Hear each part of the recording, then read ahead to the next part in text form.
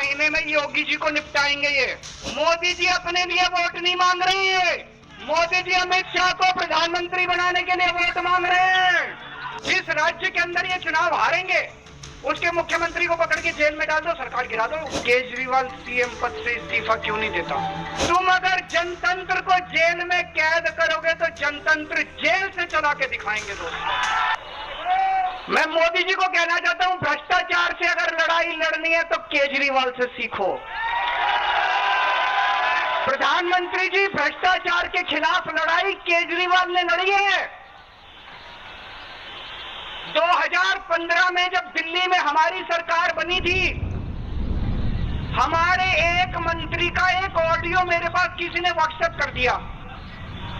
उस ऑडियो में मेरा मंत्री किसी दुकान वाले से 5 लाख रुपए मांग रहा था। किसी मीडिया वाले को नहीं पता था, विपक्ष को नहीं पता था, आप लोगों को याद होगा। मैंने अपने खुद मंत्री को सीबीआई के हवाले कर दिया, जेल भेज दिया था अपने मंत्री को। ये होती है भ्रष्टाचार के खिलाफ लड़ाई। केजरीवाल को क्यों गिरफ्तार किया? केजरीवाल को गिरफ्तार करके उन्होंने एक मैसेज दिया है सारे देश को कि अगर मैं केजरीवाल को गिरफ्तार कर सकता हूं तो किसी को भी गिरफ्तार कर सकता हूं। कोई केस नहीं होगा, कोई मामला नहीं होगा, तब भी मैं तुमको गिरफ्तार कर सकता हूं। एक बेहद खतरनाक मिशन चालू किया हुआ है प्रधानमंत्री जी ने, बहुत ही खतरनाक। देशवासियों को यह समझने की, अब जो मैं बोलने जा रहा हूं, समझने की जरूरत है। उस मिशन का नाम है वन नेशन वन लीडर। देश के सारे नेताओं को खत्म करना चाहते हैं मोदी जी, और इसको 2 स्तर के ऊपर इस मिशन को चला रहे हैं। जितने विपक्ष के नेता हैं उनको जेल भेजेंगे। विपक्ष के अंदर आज इन्होंने मनीष सिसोदिया को जेल भेज दिया, संजय सिंह को जेल भेज दिया, सत्येंद्र जैन को जेल भेज दिया, केजरीवाल को जेल भेज दिया, हेमंत सोरेन को जेल भेज दिया, ममता दीदी के कई मंत्रियों को जेल भेज दिया, स्टैलिन के कई मंत्रियों को जेल भेज दिया। केरला के सीएम के पीछे पड़े हैं। अगर ये चुनाव जीत गए, मेरे से लिखवा लो एफिडेविट के ऊपर, थोड़े दिन के बाद ममता दीदी जेल में होंगी, तेजस्वी यादव जेल में होगा, स्टैलिन साहब जेल के अंदर होंगे, पिनरई विजयन जेल के अंदर होंगे, उद्धव ठाकरे जेल के अंदर होंगे, जितने विपक्ष के नेता ये सारे जेल के अंदर होंगे। अगर ये चुनाव जीत गए, इन्होंने बीजेपी का एक नेता नहीं छोड़ा। आडवाणी जी की राजनीति खत्म कर दी इन्होंने, मुरली मनोहर जोशी की राजनीति खत्म कर दी, सुमित्रा महाजन की, शिवराज सिंह चौहान जिसने मध्य प्रदेश का चुनाव जीत के दिया इन लोगों ने, शिवराज सिंह चौहान ने उसको मुख्यमंत्री नहीं बनाया, उसकी राजनीति खत्म कर दी। वसुंधरा राजे की राजनीति खत्म कर दी इन्होंने, खट्टर साहब की राजनीति खत्म कर दी, डॉक्टर रमन सिंह की राजनीति खत्म कर दी। अब अगला किसका नंबर है? योगी आदित्यनाथ। अगर ये चुनाव जीत गए, मेरे से लिखवा लो, 2 महीने के अंदर उत्तर प्रदेश का मुख्यमंत्री बदल देंगे ये लोग। योगी आदित्यनाथ की राजनीति खत्म करेंगे, उनको भी निपटा देंगे ये लोग। यही तानाशाही है दोस्तों।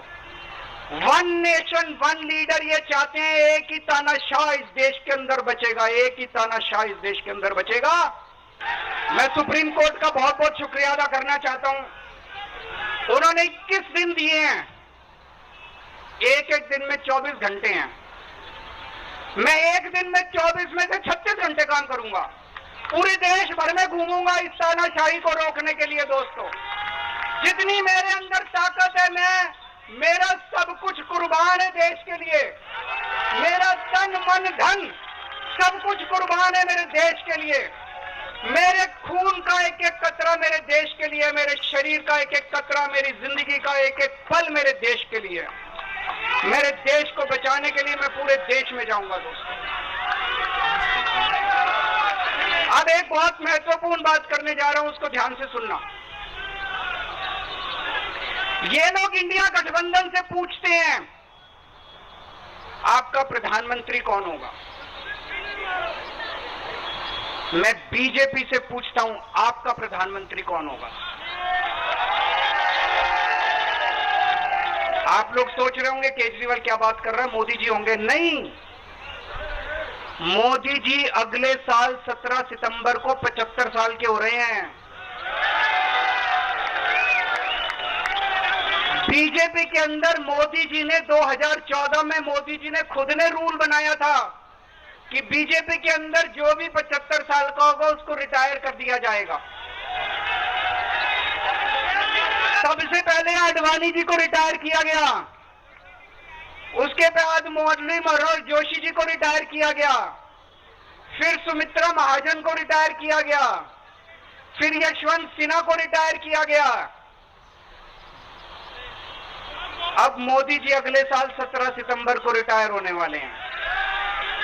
तो मैं बीजेपी से पूछना चाहता हूं, आपका प्रधानमंत्री का दावेदार कौन है? दोस्तों, अगले साल 17 सितंबर तक अगर इनकी सरकार बनी, तो उस पर भी आऊंगा मैं, अगर इनकी सरकार बनी तो पहले अगले 2 महीने में योगी जी को निपटाएंगे ये, और उसके बाद मोदी जी के सबसे खास अमित शाह को ये प्रधानमंत्री बनाएंगे।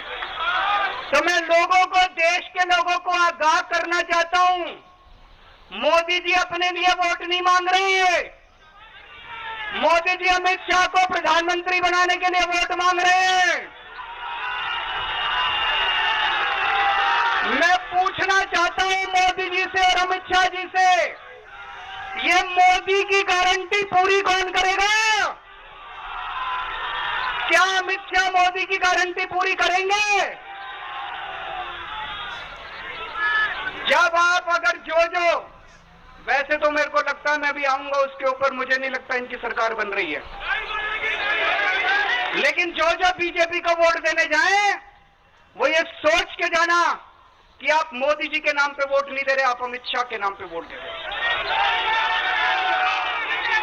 दोस्तों, अगर मैं गलत हूं तो मेरे को बताना, हरियाणा में इनकी सीट कम हो रही है, राजस्थान में कम हो रही है, कर्नाटक में कम हो रही है, दिल्ली में कम हो रही है, बिहार में कम हो रही है, महाराष्ट्र में कम हो रही है, कर्नाटक में कम हो रही है, बंगाल में कम हो रही है, झारखंड में कम हो रही है। बढ़ कहां रही है? यूपी में कम हो रही है, बढ़ कहां रही है? बढ़ एक भी जगह इनकी सीटें नहीं बढ़ रही हैं। मेरा अपना मानना है, और सट्टा बाजार में भी वो जो चल रहा है, इनकी 220 से 230 के बीच में सीट आ रही है, उससे ज्यादा सीट नहीं आ रही। जब मैं जेल के अंदर था तो कुछ लोगों ने यह मुद्दा उठाया, केजरीवाल सीएम पद से इस्तीफा क्यों नहीं देता? दोस्तों, केजरीवाल को कभी किसी पद का लालच नहीं हुआ। मैं यहां मंत्री, मुख्यमंत्री, प्रधानमंत्री ये सब बनने नहीं आया। इनकम टैक्स में कमिश्नर की नौकरी करता था। कमिश्नर की नौकरी छोड़ के दिल्ली की झुग्गियों के अंदर 1 नहीं, 2 नहीं, 3 नहीं, 10 साल तक मैंने दिल्ली की झुग्गियों के अंदर काम किया है, सुंदर नगरी और नंद नगरी की झुग्गियों के अंदर, इनकम टैक्स कमिश्नर की नौकरी छोड़ के।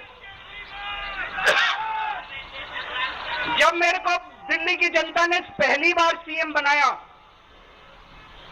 असूलों के ऊपर 49 दिन के अंदर सीएम पद से इस्तीफा दे दिया था। एक चपरासी की नौकरी कोई नहीं छोड़ता। सीएम बनने के लिए लोग अपना दायां हाथ कटाने के लिए तैयार होते हैं। मैंने खुद से अपने आप सीएम की कुर्सी को लात मार दी थी 49 दिन के अंदर। मेरे लिए सीएम पद इंपॉर्टेंट नहीं है। आज मैंने सीएम पद से इस्तीफा क्यों नहीं दिया जेल जाने के बाद? दोस्तों, पिछले 75 साल में भारतवर्ष में इतने राज्यों के चुनाव हुए, इतने राज्यों के चुनाव हुए, दिल्ली के अंदर सबसे ऐतिहासिक बहुमत से आम आदमी पार्टी जीती, 55-56% वोट। एक बार 67 सीट, एक बार 62 सीट, इतने भारी बहुमत से आज तक कोई राज्य की सरकार 75 साल में नहीं जीती। इतने भारी बहुमत से जीतने के बावजूद झूठा केस, अब उनको पता है वो हमें हरा नहीं सकते दिल्ली के अंदर। उन्हें पता है अगले 20 साल तक दिल्ली में आम आदमी पार्टी को कोई नहीं हरा सकता। तो उन्होंने एक षड्यंत्र रचा, राजनीतिक षड्यंत्र रचा।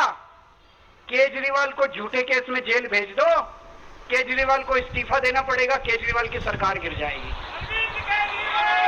उन्होंने ये षड्यंत्र रचा, मैंने कहा मैं भी इस्तीफा नहीं दूंगा। तुम अगर जनतंत्र को जेल में कैद करोगे तो जनतंत्र जेल से चला के दिखाएंगे दोस्तों, सरकार भी जेल से चला के दिखाएंगे। कतई इस्तीफा, तुम्हारे ट्रैप में फंसने वाले नहीं हम। ये अगर हेमंत सोरेन साहब को भी इस्तीफा नहीं देना चाहिए था, जेल से सरकार चलानी चाहिए थी। अगर हमने इस्तीफा दे दिया, ये तो बड़ा अच्छा इनके लिए। जिस राज्य के अंदर ये चुनाव हारेंगे उसके मुख्यमंत्री को पकड़ के जेल में डाल दो, सरकार गिरा दो। उसके मुख्यमंत्री को पकड़ के जेल में डाल दो, सरकार।